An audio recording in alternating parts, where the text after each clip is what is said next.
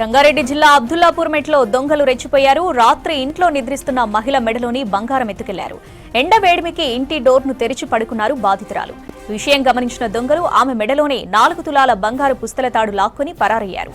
ఘటనపై పోలీసులకు ఫిర్యాదు చేశారు బాధితులు.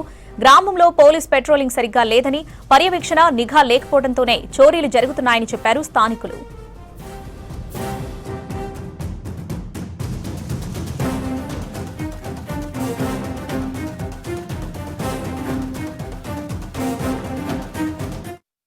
ఇద్దరం పడుకున్నాం ఇంట్లో. ఆడు వచ్చిండు ఇట్లా వాటి గుంజుకుపోయిండు. ఇంట్లోకి వచ్చిండా? ఎన్ని తులాల బంగారం పోయింది? 4 తులాల బంగారం పోయింది. ఎంతమంది వచ్చారు? ఒకడే. ఎన్ని గంటలకు వచ్చిండు? 2 అయింది. నా బంగారం నాకు కావాలని కోరుకుంటున్న పోలీసు వాళ్ళని. ఆ దొంగలను ఎట్లా దొక్కించుకోవాలని నా సొమ్ము నాకు ఇస్తే అట్లా. మా అమ్మ మా నాన్న రాత్రి ఇంట్లో పడుకున్నారు.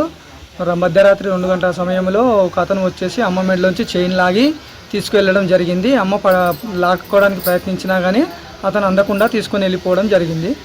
దాన్ని ఏ విధంగానైనా వెతికి ఇవ్వాలని పోలీసులను కోరుకుంటున్నాం. ఎన్ని తులాల బంగారం? 4 తులాల బంగారము పుస్తకం ఉంది.